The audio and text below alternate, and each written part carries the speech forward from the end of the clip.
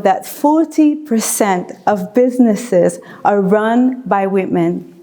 But out of the 40%, only 1.7 of these businesses create 1 million or more a year.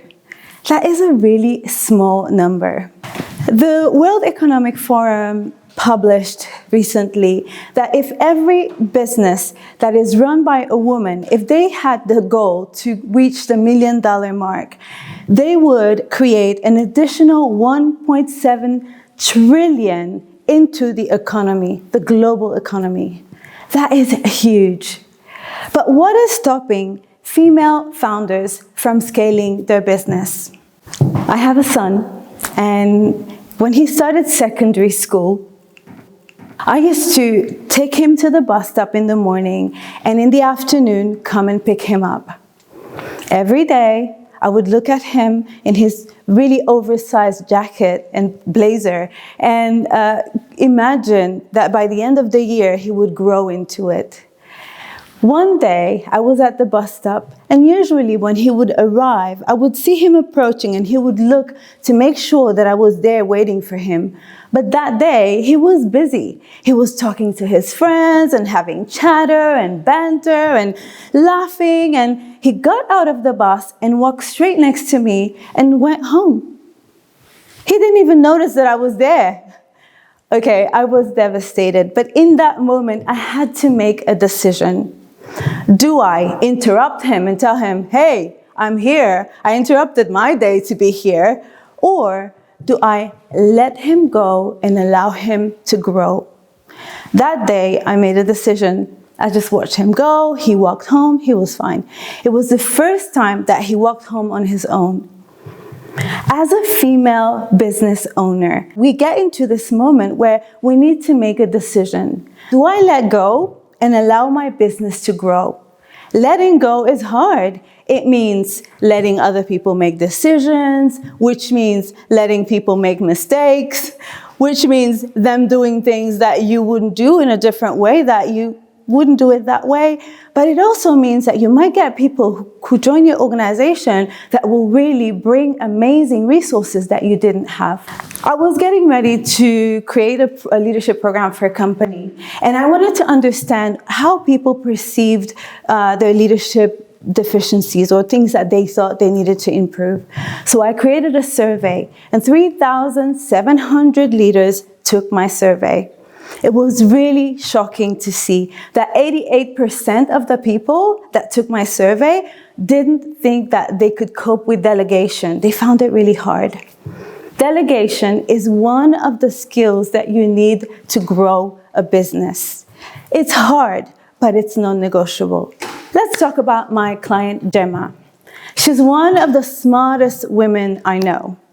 She's her technical skills were like amazing. In every way, she was amazing. One day, we were having lunch at a London roof bar, one of those fancy restaurants. And I asked her this question because she wanted to grow her business, but she knew that if she didn't change the way that she was operating, she was going to burn out. You see, Gemma had left her corporate job to start a new business, and in 3 years, she managed to create amazing transformations and reach, growth and profitability, and have an amazing team as well.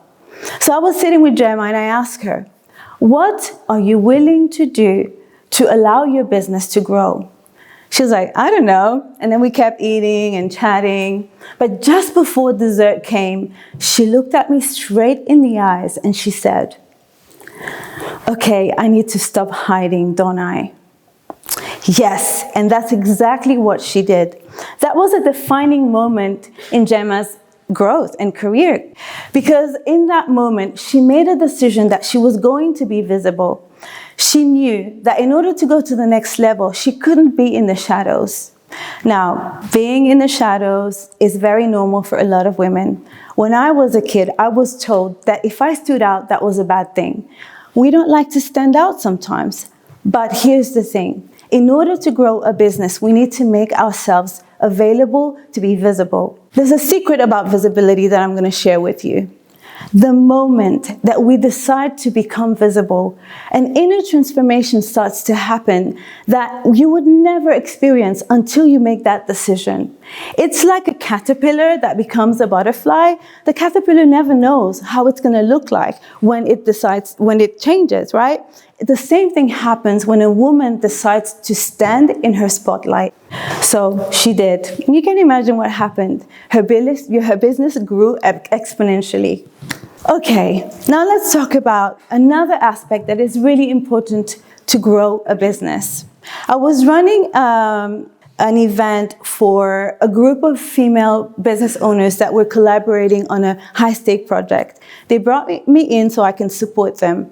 When we started working together, I decided, because they were from international backgrounds and really different profiles, even though they were really high-achieving individuals, I wanted to do assessments to get them to know their strengths and their motivations. So we did the assessments, and the most amazing thing happened. We realized that some of these women were motivated by relationship and connection. Some of them were motivated by achievement and recognition. Some of them, actually only one of them, was motivated by money, but all of them, literally all of them, really cared about making a big impact. And it dawned to me that so often women don't see the link between money and impact.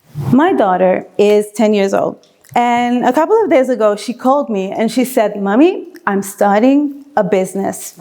I was like, okay. And she's like, "Well, my two friends and I, we decided we're going to do a business, and I just would like some money to be able to start it." Of course, I gave her money because I encourage that stuff.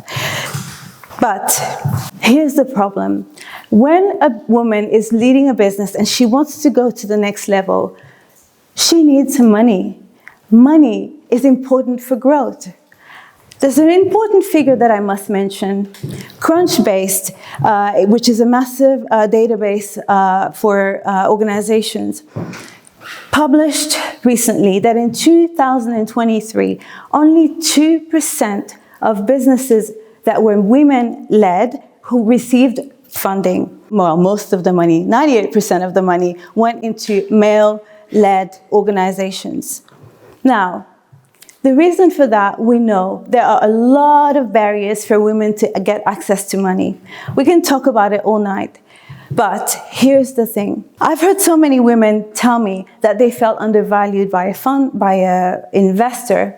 And the reality is that I also know many women that don't take no for an answer. The bottom line here is that a lot of women are not willing to ask for money. And that's understandable because we think about asking for money and we think about losing control, being weak, asking for help. That means I'm asking for a handout or charity. But that is not asking for money in a business is completely different. It's about leverage. Money gives you the capacity to get more staff, get your operations going, get systems that are going to allow you to scale much faster than if you don't have the money. This is what I'd like to leave you with. Women-led businesses are amazing. And we know that there are so many challenges that we can solve in one talk. But I also know one thing for sure, that anything that is worth having will be accomplished in spite of the odds. So, if we want businesses that scale and grow, we can't do it alone. We can't do it in the shadows, and we definitely can't do it without money. In order to scale a business, we need to make sure that we're surrounded by amazing people that support our vision and are willing to go the extra mile with us. We need to be able to stand in the spotlight, and actually, we need to be willing to go through the transformation that being visible allows us to have. And the third thing that we need is fund and use the leverage of money in order to grow the business. You know, when women rise, communities rise. You know, I told you that $1.7 trillion could be added to the global economy if women decided that they were going to make 1 million in a year. That represents 34 million new jobs created. Think about that. If women decided, I'm going to go to that million mark, they could create 34 million new jobs, new communities would receive funds because of that. New families would change because of that. And this is how we could create an impact in the world. Thank you.